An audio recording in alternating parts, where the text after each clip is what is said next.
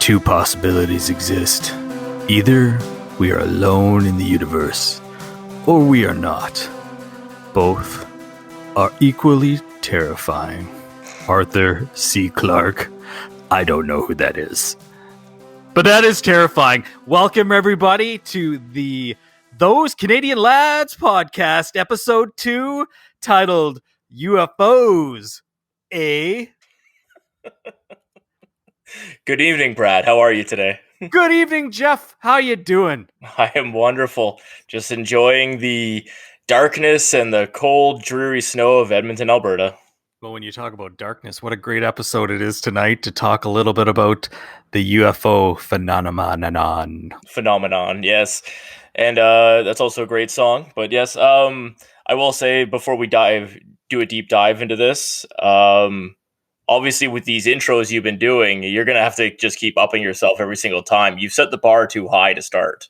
You wanted gusto, you're getting gusto, buddy. I like the opposite of gusto, which is probably what it's going to sound like when I finally introduce anything. No, you're doing the next one then. I'll do the next one. Welcome to the show. Yeah, this is a recording of my voice. So before we go into our topic du jour, what's on your mind today? Well, there's a few things on the topic. It's awesome to see DJ Dustin Johnson win the Masters this year. It was a big goal on his target list as a professional golfer. So nice to see DJ. There was a few Canadians in contention going into Saturday. That's always a good thing. They never make it to really Sunday, so that's always good. Unless you're Mike Weir back in the 90s, that was a good time. I do like that once a year I get to see Mike Weir pop up once more and attempt to try to beat these professionals that have been just killing it for the last 15 years while he's been sitting at home. It's always like, hey, that's right, it's Mike Weir. Yeah. He won the Masters. He gets to play in this thing for the rest of his life. I wonder when he's going to give up the ghost on it. Just be like, I can't do this anymore. I'm getting killed. Oh, he never will. No, well, if you get a Everlong invite, why wouldn't you take it? No, I did the exact opposite of what most Masters viewers do. Is I watched Thursday and a chunk of Friday, and none of Saturday or Sunday. It was really weird to watch the Masters on a Sunday without any fans. The roars were gone. You didn't know what was going on because I guess it was awesome because Tiger hit a 10, I think, on 12 or something like that. Yeah. I have hit a 10 on a par 3, and Tiger Woods has hit a 10 on a par 3. We're very similar to each other. Absolutely, yes. Both by success in the golf game and owning jets. We'll say that. Yeah, I do not own a jet. I do. It is always good to see a golfer get brought down to our normal level, though, and it's just like, hey, these guys can screw up just as bad as I can going over the water. Way to fail at your career. Yeah, exactly. But if my job had a camera trained on me the whole time and everyone got to see my mistakes, that wouldn't look very good either. So. Oh no, not at all. Yeah. No, but speaking of Tiger, I always do like the every year that Tiger gets to present the green jacket to the next eventual winner. I'm always reminded that the winner gets to pick the Masters meal, and they get to pick the menu. So I don't know, DJ is going to pick sandwiches or something for next year. I don't know. But, yeah, I've heard that he likes sandwiches. Yeah, apparently sandwiches are his thing. But I always love the reminder that Fuzzy Zeller felt the need to make a racist comment when Tiger had his first one about fried chicken being served. Oh, man, that was such a 2000 thing, right, man? You couldn't do that then. You can't do that now, and that's just terrible. Well, he'll forever be known as the Grand Wizard Fuzzy Zeller to me. So. Yeah, no doubt. The nice Canadian connection is obviously, Dustin Johnson's married to the Great One's daughter, Paulina Gretzky. Dustin has done well for himself there, and I always love the fact that Wayne had to get in there. He dressed up in a caddy's uniform. Dustin came back to the house, and he got a good old picture with the Masters champion, the Great One. Always looking for some PR. Yeah, that's a wonderful thing he had to do. Like, meanwhile, Dustin Johnson's brother has been under the microscope since 2013 about how he's a caddy and how they're just Dumb and Dumber on the course. Effectively, Oh Wayne's just man. going to steal his uniform and be like, "Yeah, no, I'm better than you now." Hey, give me that thing. Give me the suit. I'm putting the suit on. Yeah, I'm putting a 99 on there, even though it wasn't. But Yeah. I do like too that after DJ's win, which is well deserved, of course. Every meme I saw was him patting Paulina on the ass as they walked up when he won. It's like good for him. Okay. What else do you want to add to this? Because we got to get to the topic du jour, as you mentioned. Well, just to be relevant in the news before we get into the UFO stuff, I just wanted to bring up the NHL reverse retro jerseys. I, for one, outside of maybe two or three of the, I think these things are winners. Oh, really? I really Well, like these jerseys. let's do this. We're gonna do a rankings show. We'll go 31 jerseys against each other. We'll rank them bottom right to the top, and we'll put that episode up coming soon on those Canadian Lads podcast, because obviously we're Canadian and we like hockey and we like jerseys. So let's do it. Exactly. I always feel the need to add a new one to my repertoire, so I will be doing so with these reverse retro ones. But yep, we will tackle that on another day. And I can't wait for your opening for that episode. Jerseys. Just wear them. Yeah. They have names on the back and numbers. All right. Well, let's get to the topic du jour, because if you've been tuning in and you want to talk about or listen to people talk about UFOs, let's just put the fact out there. I've never seen a UFO. I've seen satellites in the sky and the International Space Station once when I was about 15, because the news told me to look outside the window and check it out because it was flying over just after supper time. But let's get into why we're talking about this, and then we're going to dive into the mild obsession that has been created with the topic of our private conversations, and now we're bringing them to the public forum. Of course. I will point out, though, before we get into this, that you said you haven't seen one. You don't know that you haven't seen one. Yeah, that's true. And that's the thing about UFOs. Any argument you want to make for or against them, it's all just kind of whatever bullcrap proof you have. But I will say, they're out there. Okay, well, first of all, this all starts, the catalyst for all this is COVID. We used to talk about this. We used to bullshit about this all the time and whatever. We just kind of, UFOs, it's fun, whatever. But something changed in 2020. One was COVID, and we got really bored after hockey ended, especially for us as Oiler fans early in August, when they were limited in was it game four of the best of 5 series against the Chicago Blackhawks. Kirby Doc, you suck. Anyways, until he plays for the juniors. That being said, always going in the background was, and I had seen this in 2017, but it came out in 2020 as a factual Pentagon released, video. But in 2017, the New York Times broke a story that the Navy had received or witnessed and got videos of unidentified flying objects. It was the 2004, 2005 Nimitz encounter, where Navy fighter pilots encountered a UFO. The gentleman's name is David Fravor. Look it up. It's amazing how, one, he's an elite fighter pilot. 2, he's trained on observing things. And 3, his mind was blown on what he saw, and he doesn't know what it was or how to explain it or where they're from. So that raised the attention a little bit. It got a little bit of play as the old UFOs in the mainstream media back in 2017. But 2020 hits. COVID's raging. People are freaking out. And then all of a sudden, a news story just kind of slips through the grasps of everyone. And the Pentagon comes out and says, yes, these videos are real. We don't know what they are, and nobody paid any attention to it. outside of the fact that the question of UFOs or extraterrestrial life existing in our universe, which to me it makes no sense to make the argument that we are the only life force in the universe. It just doesn't make sense. But the most perplexing thing is, and we kind of briefly talked about this in the last episode, but nobody seemed to care. Oh well. Well, we had technical difficulties.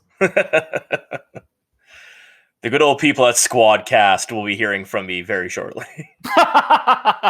They just retweeted our podcast today. We went live on iTunes or Apple Podcasts today. Oh wow. Yeah, very exciting. You still need to share on your personal account our podcast with the world. Yes, I will. I will get myself socially media relevant very quickly. So here's the thing. Like, we were just talking about, obviously, UFOs. Let's get back on track. Yeah.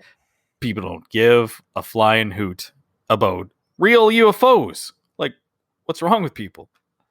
No, even at my age now, this is some of the biggest news of my lifetime.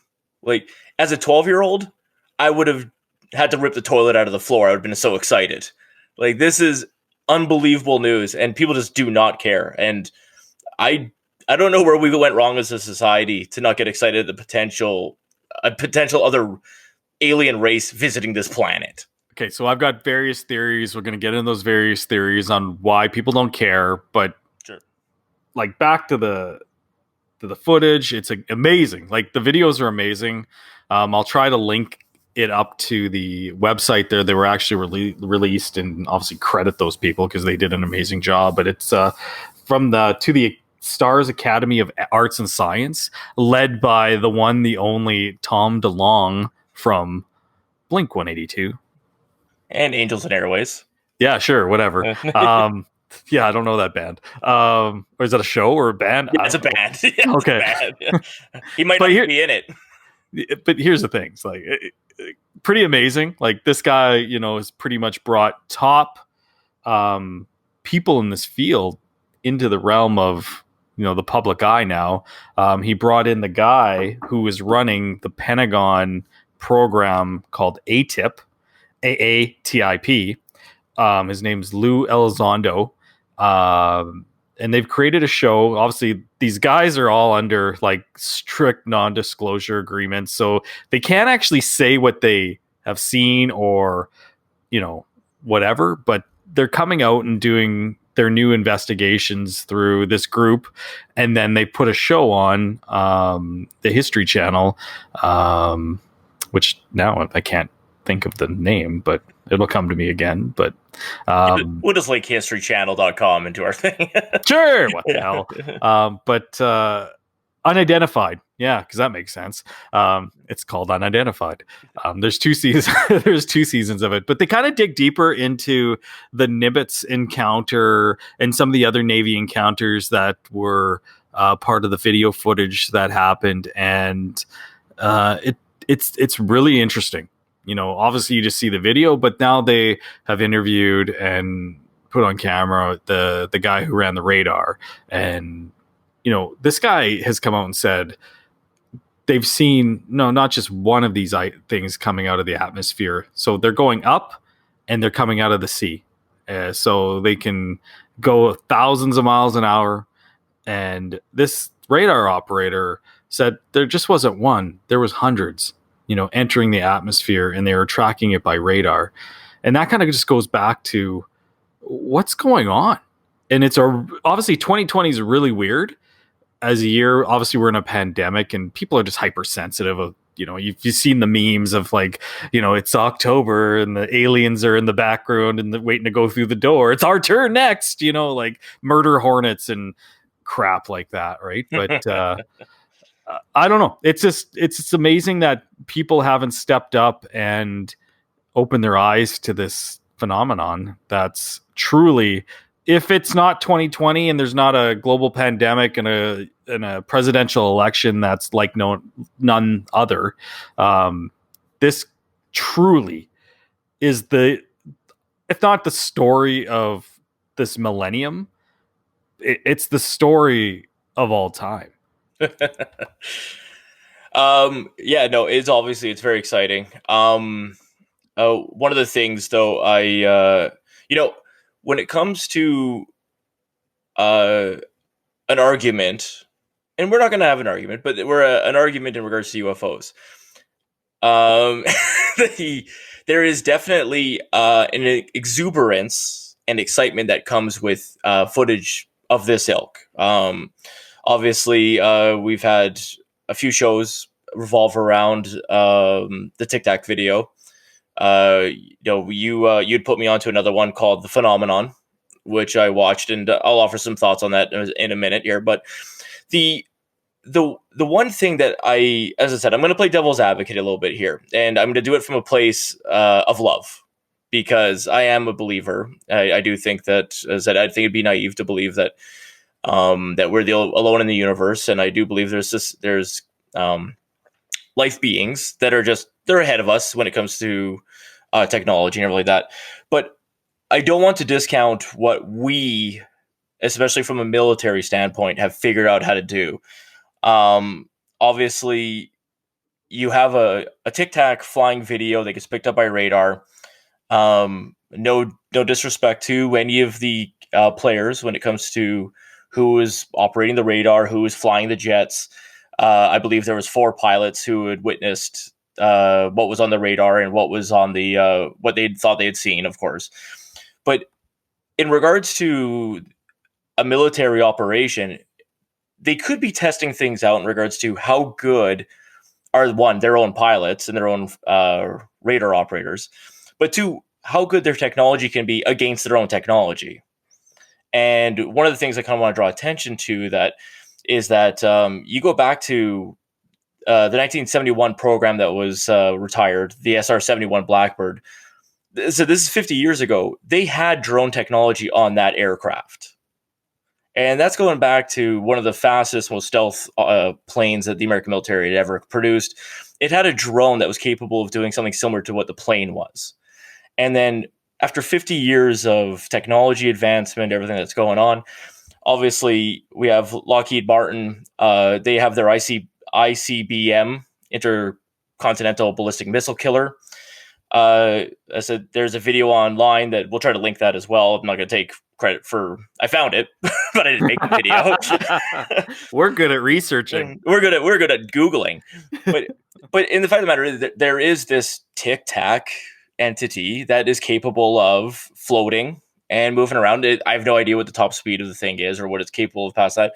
But I would just like to point out that although there's things that seem miraculous to us, there is a possibility that we actually did create this thing as well, that we've seen in the radar.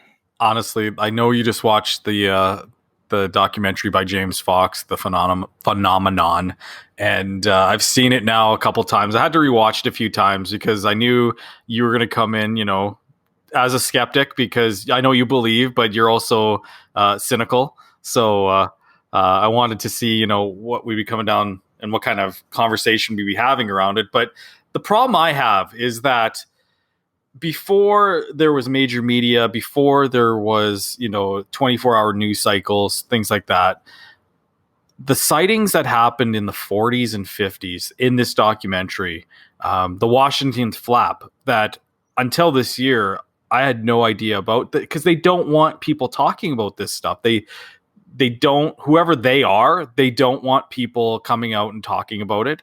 And I just find it amazing that I think it was like 1952 or something like that, is Washington, D.C., multiple reports on multiple weekends of UFO sightings over the Capitol buildings, radar tracked, fighter pilots trying to track it down. Again, credible sources. Here's the thing, like, that really kind of struck me, is that these people aren't making money from their sightings. You know what I mean? Like, they're coming out, and it's not like they're on the news every day or getting, a lot of attention. There's been the weird ones where guys are, write their, alien abduction, books about their experiences and things like that. And that's a whole nother realm. But like, just the sightings side of things from this documentary, I guess going back, like, what would you give it a rating for somebody who's like, okay, I need to watch something about this topic. What's your thought? You're talking about the phenomenon? Yeah. So here's my thoughts. I'm not going to give a whole diatribe about the movie. Now, part of my thoughts are going to be based upon, and I'm going to ask you an honest question here. So we're talking about infatuation with UFOs and the belief that there's something out there. When would you, like, we've talked about UFOs, to the loyal listener, Brad and I go back a long way. So there's a good chance we had a conversation with this 20 years ago. If you caught up in episode 1, we've known each other for 20 years. 20 years, yeah. Yeah. So the one issue I have with the movie, and it's not even truly an issue, it was an issue with my viewing experience, is that UFO and paranormal stuff, and listener, please don't think I'm totally crazy, but I've been infatuated with this stuff since I was a kid. I read the books. Unsolved Mysteries was must watch viewing. Same with X-Files. I had an infatuation with this stuff. I still do. So when I'm watching the movie, if you're new to this information, it's a great jumping off point, because for the first 45 minutes, it's going to go through a quick roundabout history of UFO experiences and history within the United States. And then it touches on a few other countries as well. For me, I was kind of like, all right, well, I've already seen this type of stuff. And then the part that kind of bothered me about it is I noticed that in all of the examples they gave, they always made sure the example was the domed spaceship. And one of my favorites is the Phoenix sighting, where the Phoenix sighting was a triangle that hovered over Phoenix for, I'm going to say an hour, but maybe it was 10 minutes. I don't know. But they actually cover that in that on season 2 of Unidentified, where they cover those UFO sightings, especially the Phoenix lights. And they also touch on how they're always seen around nuclear installations, either nuclear power plants or nuclear missile sites. And in regards to the, like I said, I think it left out a few stories that could have been said that differed off. Hey, here's a lot of convenient stories that are similar. A domed UFO flying around the place. But here's some other examples of spaceships that may have looked different. I also kind of find it convenient that every person explains that the aliens look the exact same. Big gray heads, big eyes, slit mouths, who knows? And it's just like, it always seems to be the same thing. So I find it very convenient when people are putting out this information. But in regards to the movie itself, as I said, fantastic jumping off point in regards to UFO history within the United States. The second half of the movie is where it really got interesting for me, and I really enjoyed it because they touched on a few things in regards to, obviously, recent history, government not wanting to effectively talk about the matter, which is what you just said. Who are these people that don't want this information coming out? My theory is that they don't want people to have mass hysteria. But that didn't happen in 2017 or 2020. So why not just let it all out now? So, well, and that's there's that whole, like, if you dig into like Twitter, there's a whole like UFO disclosure community that I have no interest in. Like, I like to just sit in the peripheral and kind of watch and be like, that's some crazy shit. But the one thing that really struck me was, so last night, one of the videos I watched, there's like talked about, Dr. Jacques Vallée, who's in the documentary, and the big name Project Blue Book. I guess that's the U.S. government's 1950s, Air Force group that investigated and tried to debunk most of what's out there, be it cloud formations or people weather balloons, dinner plates up in the air, weather balloons, things like that. A kid flying a kite, yeah. Stuff like that. But the really interesting one was this Dr. Jacques Vallée. I never heard his name, but I heard the name Dr. Hynek before. And then I think there's like a showcase show called like Project Blue Book or whatever. But from the one video that I watched, and it was kind of a crazy one, and the guy talked about, watch Close Encounters of the Third Kind. That actually happened. And I'm like, okay, I'll watch it. So Dr. Hynek and Jacques Vallée were um, helping, I guess, Steven Spielberg produce the movie. Like they gave him they were key contributors to the information and content in the movie. And some of the reading up on it is that, if you've seen the movie, and this is the first time I watched it, I literally just watched it last night. A lot of it is based on potential actual events, how actual whatever, but like, if it did happen, it's amazing, right? So I don't know if you've seen it, Jeff, but Close Encounters, I really thoroughly enjoyed the movie. But basically, it surrounds sightings, and then watching the early parts of the movie and seeing some of the footage that's coming out right now. People are posting online of current, sightings, looked very eerily similar to not only what was in the documentary, but what was also in on online, what people are actually shooting right now. And it just became eerily and more eerily similar to what's going on. It was kind of cool to kind of take what I've now,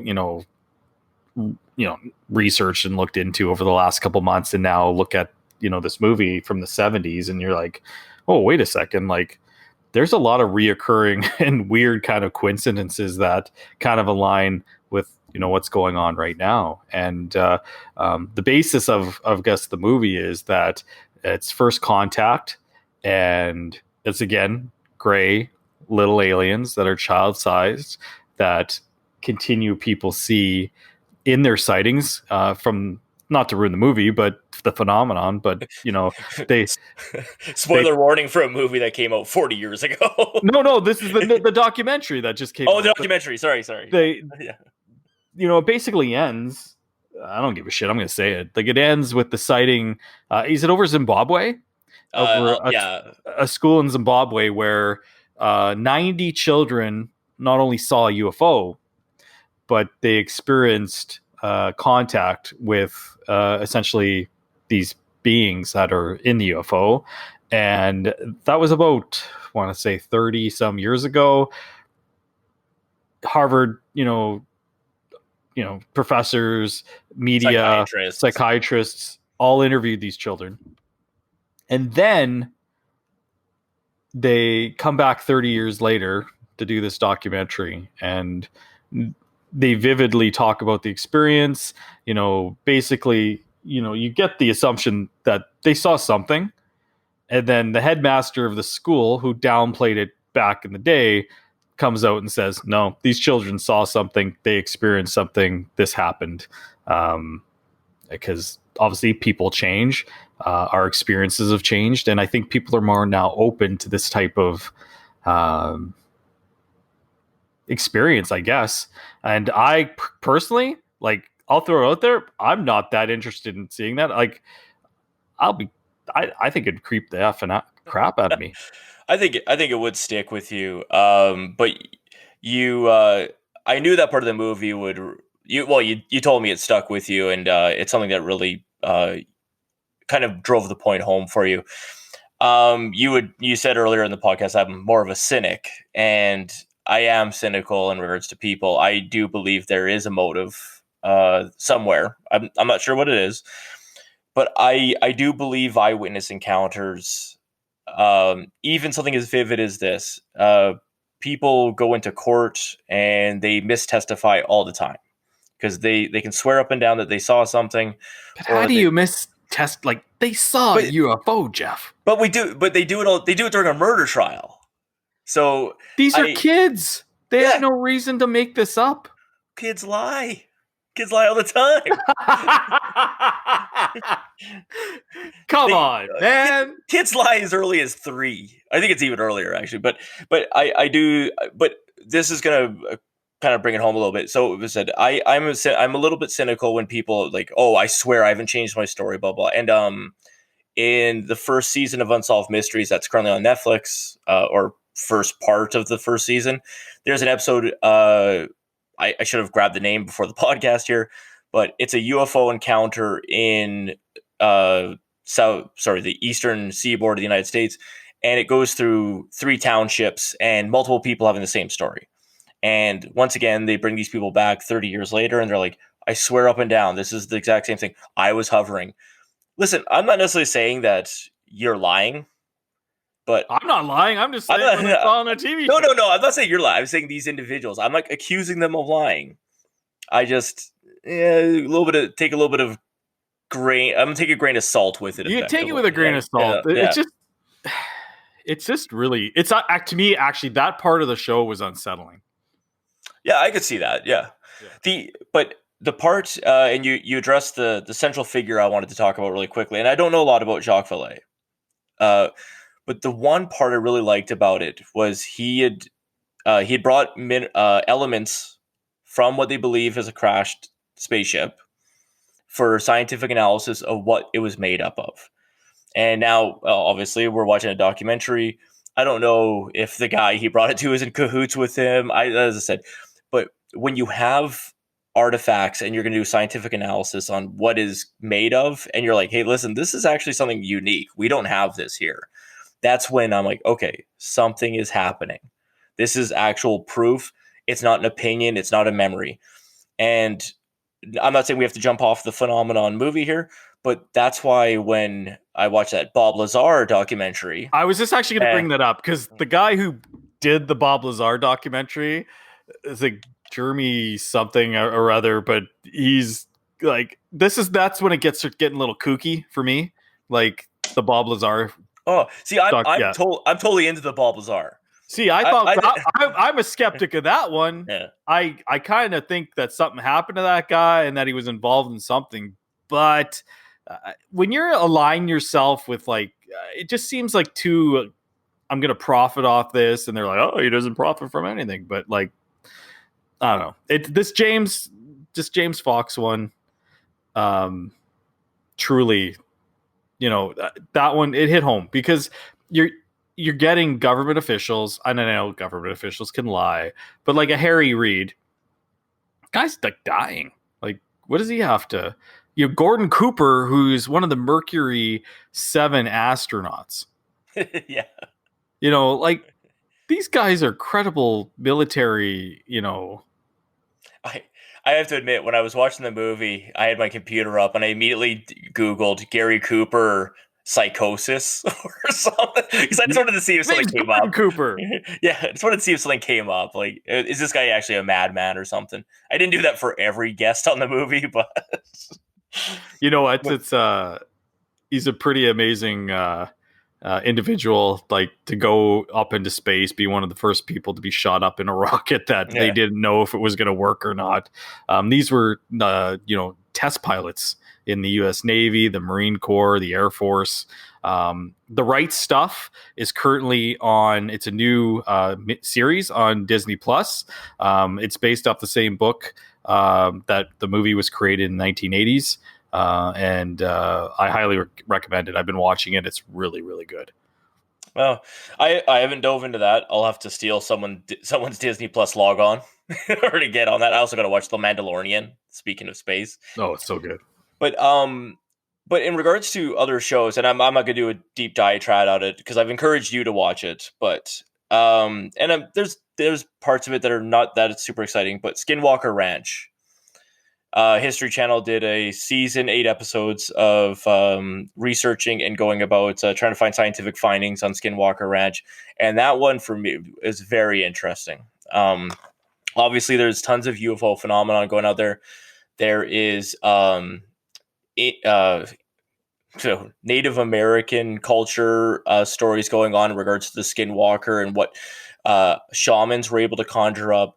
But they're doing digs on this ranch and they're finding metal objects under the ground that are possibly causing radiation poisoning amongst some of the researchers. Dudes are going to the hospital because of growths on the back of their head while digging. And this is an area, like I said, goes back to like Bigelow being interested in it. Robert Bigelow, who, they touched upon it in the phenomenon as well. He encouraged the U.S. government to get involved in researching this type of stuff. There is things out there that are very unique, and we're probably now in a heyday of information flow coming to us, both through, actual websites, but well-made shows and documentaries that are shining a light on this. Yeah, I find the stuff like that unidentified show on History Channel. That's really good.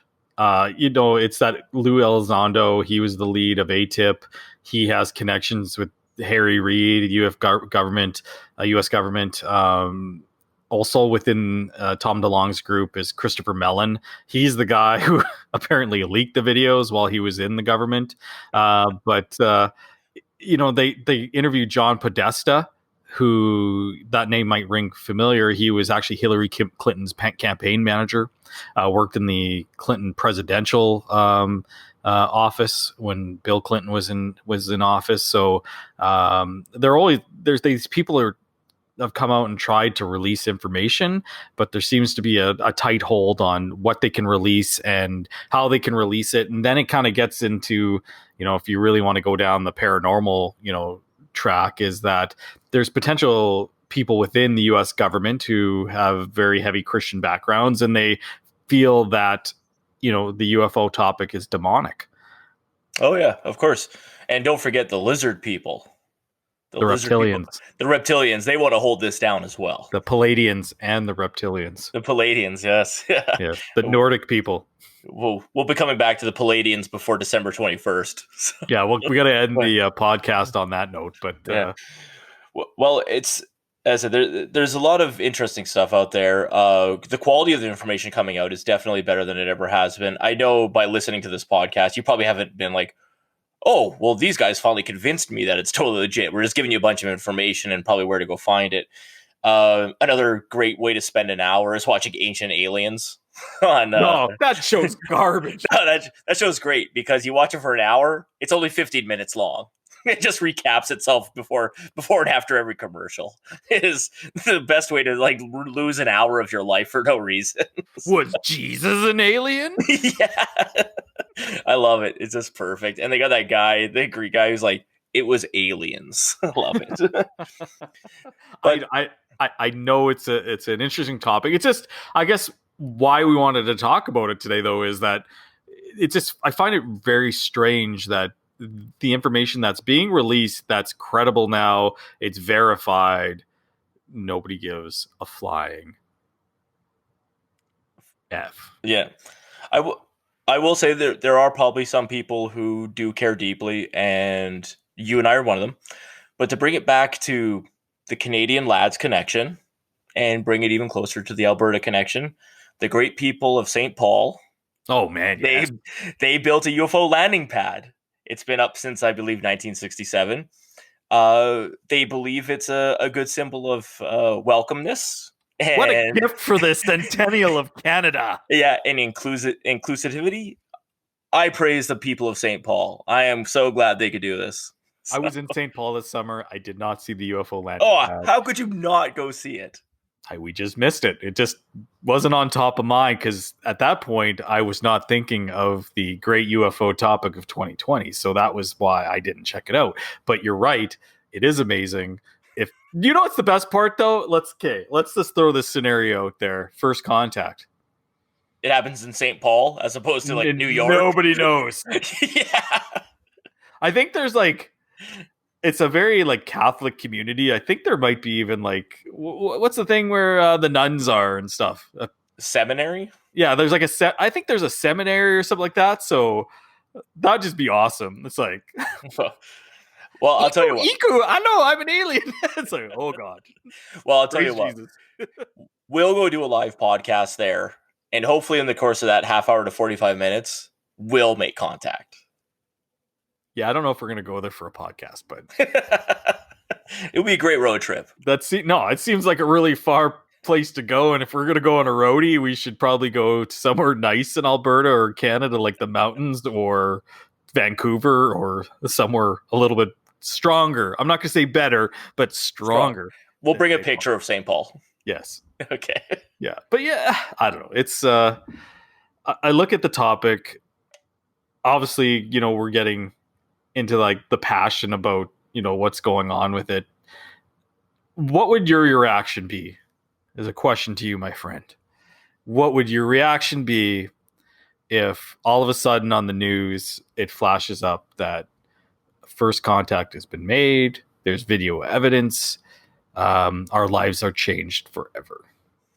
Well, rewind history 3 weeks ago and another 60 years. But right before Halloween was the anniversary of Orson Welles' War of the Worlds radio broadcast, which sent people into a frenzy who were 100% convinced that we were done for, that the planet was gone. And they did a fantastic job on that broadcast. I would be in that camp. I'd be running around in circles in my living room, freaking out. I don't know what I would think I would do. I'd punch an alien in the face, but I would be losing my mind on listening to every single word spoken of it, just on the edge of my seat. And you?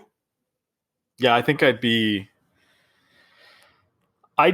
very confused internally. You know, like it honestly, no, like thinking about it, you know, obviously it's like a topic that right now it's like, oh, this is really like really interesting stuff. But when it becomes real, like you look out your window and then all of a sudden you're like, what is that? And it's not going away. And then it gets, you know what I mean? Like things that we don't know or had never seen before. It is troubling because at the end of the day, their technology would be way more advanced than ours. They are going to be way more advanced than we are. And why are they here? Is it peaceful? You know, have they? Here's the other theory I'm going to throw out there, and this is my theory on it all. They've been here ever since we've been here, which is maybe crazy, but I think that there's something to it. Well, I will. I will certainly hope that your friends, the children in Zimbabwe.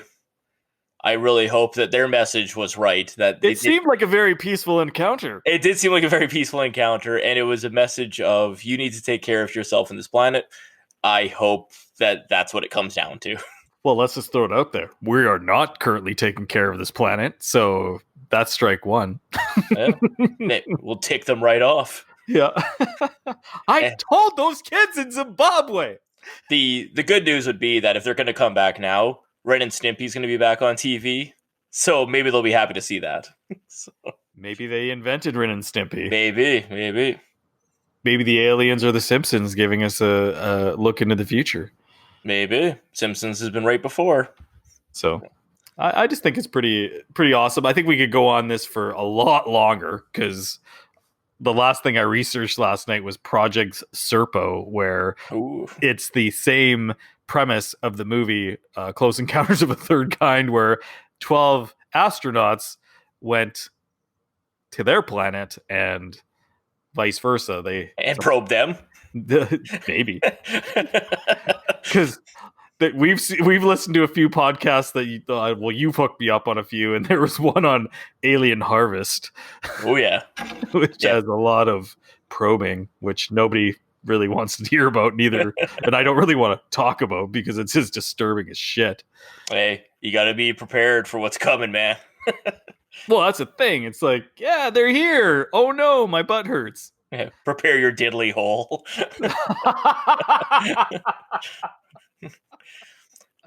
Well, I will say this is not a topic for one podcast. I think this is going to be an intermittent topic. It's going to be addressed routinely amongst other things. It's part of our lives. Well, I think it's going to be more because James Fox was on a podcast the other day, and he mentioned that there's some potential very, very big disclosure type news coming down the pike, and we'll probably talk about it then. But that being said, this is the Canadian Lads podcast. We didn't really touch on much Canadian other than St. Paul, beautiful St. Paul, Alberta, the pride of the alien landing pad from the Centennial 67. But going forward, I'm looking forward to talking about, things that we love, which specifically is hockey, which we're getting more news about the start of the National Hockey League coming up in January. So I'm pretty excited about that, Jeff. I am too. We'll touch on the reverse retro jerseys next time. We'll talk about our hopes and dreams for the upcoming NHL season. And actually, for the juniors coming up too, with no hockey going on, that will be a point of excitement. And if we get a lot more listeners on the UFO topic, we'll just shift to a paranormal UFO podcast, which we have not that much knowledge to touch on. I think we've covered most of the base here. No, we'll just keep rehashing it over and over again. It'll be great. It was aliens. Yeah. So that being said, this was episode 2 of Those Canadian Lads podcast. Thank you for joining us tonight. We look forward to hearing some feedback on Twitter, Instagram, and Facebook. Jeff, any last comments? No, just keep watching the skis. The what? Oh, the sky. I can't read. All right, there we go. The Illiterate Lads podcast. There you go. Thank you. Good evening, Brad. Good evening, Jeff, and thank you again for listening. Have a wonderful day.